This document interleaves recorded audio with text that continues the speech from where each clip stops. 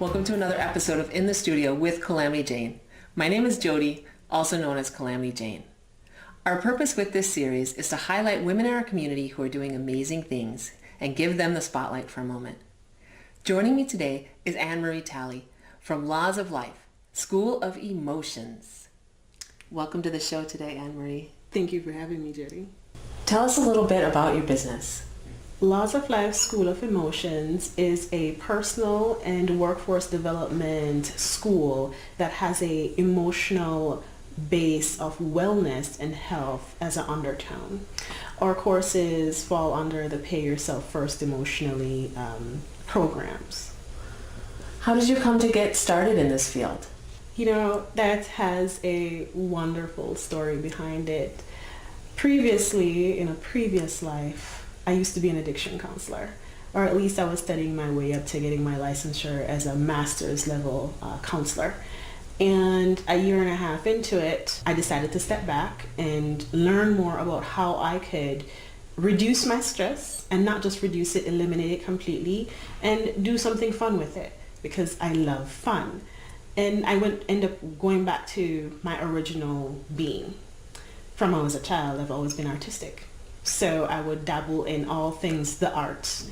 And one of the ways I found the most effective and clarifying in my getting rid of burnout was to finger paint. So I started finger painting. I had my own studio at home, and I was collecting all kinds of products and supplies. I did that for years and years. And then the time came where I could not ignore how I was feeling, and I stopped pursuing this idea that I needed to be an addiction counselor, fall into society's realm of what a woman should be and what a job should be, let alone a career. And I started finger painting. I said, you know what? I find so many other people that are having the same issue that I'm having. I think I want to turn this into a business. So I started painting more. I accumulated a lot of paint because I had a lot of stress. And I call it stress on canvas, as a matter of fact. And then it turned into this huge thing. I was like, oh man, okay, I need to coach this. I need to help other people out of where they're at. And that's the reason why, I'm doing personal development and workforce development in that manner. What do you feel makes you successful? What makes me successful? I would say the fact that I'm doing what I love. I don't work. I don't work anymore. I just enjoy myself. And that's the reason why I call my school School of Emotions. I get to directly work exactly how I want to work, feel exactly how I want to feel, address exactly how I feel, and do that with others. Right? I help to empower them through their emotions. So I don't work. And that makes me successful. When I was an addiction counselor, I was working, and as you can tell, my demeanor changed. It was exhausting. When I paint, when I coach, I don't get exhausted. Actually, I could keep going. I have to tell myself to go to bed. You're tired. You need to go to bed. You need to go eat. The usual faculties of a human being I would ignore because I'm not tired, I'm not exhausted, and I didn't feel like blaming anyone because I had an outlet. And it wasn't just an outlet, it's fun. What one piece of advice would you give to somebody who's maybe watching this right now and feels stuck or trapped in their current job? It's a very good question. And what I would say first and foremost is give them a little facts. We are born emotional. We are emotional beings. And one of the first things we do, unbeknownst to ourselves, is ignore our emotions. So with that being said, I would say pay yourself first emotionally. That's what we call one of our overarching courses. It's pay yourself first emotionally, literally. There is no read between the lines. It's exactly what it is. Acknowledge your feelings. Find a safe, open way to express yourself. And that's where the motions come in. When I say emotions, the word motion is embedded in that. And it really literally means finding different activities where you get to express yourself and figure out a way how to make that happen at work as much as it happens at home, because we need to have balance in order to live our lives. Even if we're not pursuing our passions at the moment, we should pursue the passion of our emotions.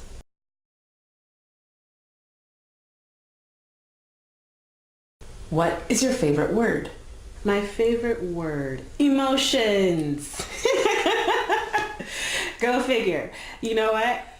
The word emotions means so much to me these days. I've grown up my whole life till this point not realizing that the word motions is emotions, and I've kept in so much that one day through my journey of figuring out how I was going to structure my courses came about, and I saw the word emotions, and it's like I saw it for the first time. I was like, oh my gosh, I'm supposed to be in motion. And that's exactly what I've been doing this whole time when I was processing through my burnout and my anxiety. I was in motion. And the word emotions is in that. So I was acknowledging my feelings every single moment, and I was loving on myself. And because I love on myself, I love on everyone else as well. What is your least favorite word? It's not a word. It's a sentence. Don't attach any feelings to it. That is the biggest lie ever. The biggest lie ever. If we are born emotional, and that's the first language we speak, so our mothers and our fathers can understand us, not by words, but by a feeling, why would we take the emotion out of making a decision? How in the world are we able to do that? We're actually not doing that. We're still being very much emotional. So when someone says to me, don't attach any feelings to it, that's actually very much wrong to me. What turns you on, creatively, emotionally, or spiritually? What turns me on creatively, spiritually, emotionally? One thing. There's all three of those. It's finger painting. I turned over a new leaf in my life when I started finger painting. I learned the fundamentals of art, drawing. I actually only spent a summer at a traditional school in Jamaica where I grew up as a little girl, learning the fundamentals, and then I just picked it up from there. Never went to school for it after that. And when I realized I was in distress, emotional distress, I started using paintbrushes, and it didn't quite work out, and I was actually more frustrated and upset and further away from being spiritual. So I said, you know what, I saw someone finger painting one day, and I said, you know what, I'm going to try that too. So I tried finger painting, and I became a child again. I started having fun again. I came alive, and it was something I could share with my children. And the other portion of what just excites me about it is that I don't teach or coach other people for technical artistic techniques. It's just for the emotions of it, the release, right? And then when I see the result of the painting that was not created with a traditional paintbrush, I am in awe. Just in awe. It's just capturing essence on a canvas or a piece of paper or on a wall.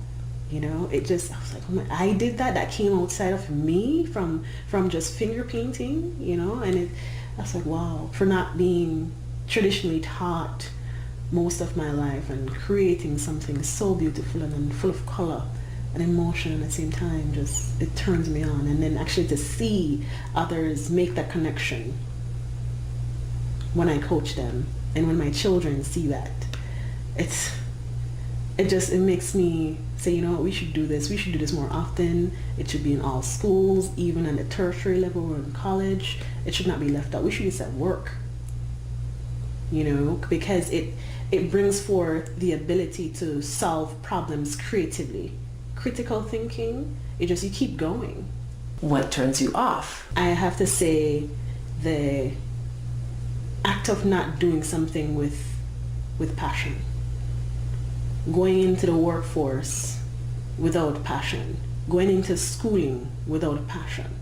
And the fact that I was raised in majority of the society, and I came from Jamaica, so I was taught this in Jamaica, to ignore our passion and move towards what is traditionally given to us as a way of success. Go to school, make good grades, get a career, get that 401k and some insurance, and go make your life. That didn't work, and it didn't follow that order. It did not. And it just, for for me to live that way, it just made me more and more unhappy. And what I inevitably did was to become my own independent self doing art anyways. So it really turns me off is to say to somebody, go to school, get this credential and that. It's not seated in their passion. It creates stress, and stress is the number, it's linked to 5 of the top leading causes of death in America, which are actually linked to the workforce in America, right? And it's linked to burnout, disengagement. We're losing over 500 billion a year from disengaged, stressed out workers. And I'm not even talking about the medical cost. I'm just talking about in the business world that we're losing 500 billion a year, right? So it disgusts me that we're living that way, and we're teaching our children to live uninspired lives, and we're leading uninspired lives, and we're, oh yeah, you should go out there and do this and that, and go do this test, go do that. What are you testing for? Everybody's intellect is different. We're not trying, we try actually to fit square pegs into circle holes, and it aggravates me. What is your favorite curse word? I guess if we're gonna buy the one I use a lot, it would be fuck. Yeah, I mean, there are quite a number of curse words that I learned when I was growing up in Jamaica, and I don't really use them as much because I'm not around many Jamaicans. So my favorite curse word in Jamaica would be bumbaclot, and my favorite curse word in America would be fuck. What does bumbaclot mean? Man, okay, breaking it down, bumbaclot is just another word for fuck. It's just another word for fuck. I don't even know what the origins is. I grew up with it. It was just, mama, don't say that. Mama does like, don't say that. What are you doing? And I think the most funniest one I will say, funniest curse word I learned growing up in Jamaica is go suck your mother. Now it's not a word, it's more like a phrase, but it really is like you're cursing at someone, and it's like, go have relations with your mother, and nobody does that. That's ancestral. So but I really don't know what the origins of bumbaclot is. I use it as a translation for fuck with a Jamaican. It's like, yeah. What sound or noise do you love? Sound or noise do I love? The sound of my children. When they're happy, oh my gosh. It reminds me of the fact that I know I'm doing something right. What sound or noise do you hate?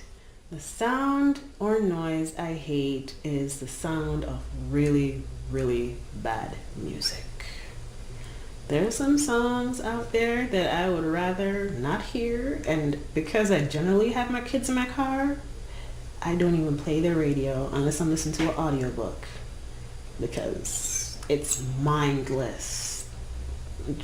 It tears into my ears, and then my brain starts to fry. I'm like, how are people listening to this? It has no substance. It tells no story.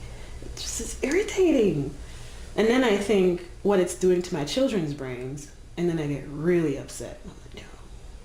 What profession, other than your own, would you someday like to attempt? I would actually like to be a politician one day.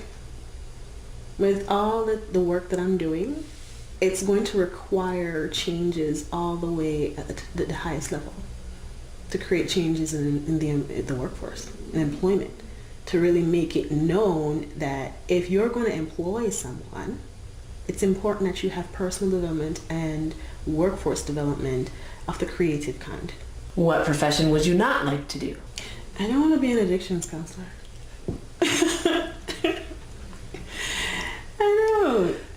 I don't. There's a reason why I chose not to do it, and as a matter of fact, you're saying profession. I don't want to say professions. I don't want to do anything else that I'm not doing right now. If heaven exists, what would you like to hear God say when you arrive at the pearly gates? I'm going to go ahead and say heaven does exist. I'm going to say hell exists too. It's all here. However, when I get to the point of getting to God, and what he'll say is that, you know what? You acknowledge the fact that heaven and hell exists on earth and we create it every day. And you deliberately chose to pursue your dreams. And you didn't just choose to pursue your dreams. You chose to affect other people's lives in a positive manner as well, and helping them on the path towards their passions and loving that. And not just doing persons. I've done it on a global level. So that's what I'm striving for when I'm listening for God. I see you brought one of your paintings. Do you want to tell us a little bit about it? This painting is called A Vegas Strong Sunset. And it was created and inspired by the events that happened last year when we had that mass shooting. And it was very tragic. I was at home watching what was happening and the news reports on it. And I was very upset. Very, very upset, because we previously had driven by not very long before the shooting had started, and we could have been caught up in that. And beyond that, it was hurtful to see that so many people and families were hurting, and I had to figure out a way how to process that. So, like I said before, I practice stress on canvas, and this is what it turned out to be. This is an actual replica of the original painting that I did, where I just drew two hands being held in a sunset, where it symbolizes hope, togetherness, and continuity, where the sun will set on and the day will close off on whatever happened, and we get to go to sleep and process what happened, and then we get to wake up another day anew, God sparing our lives, to really make another difference and live and figure out a way of how to understand ourselves and how we can learn to be around others as well as ourselves. Thanks for being with us today, Anne-Marie. Thank you for having me, Jody. And thank you for watching. Join us for the next episode of In the Studio with Calamity Jane, where we put another amazing woman from Las Vegas in the spotlight. Subscribe to our YouTube channel and never miss an episode. Like us on Facebook, and read all the transcripts at our website, CalamityJane.Photography.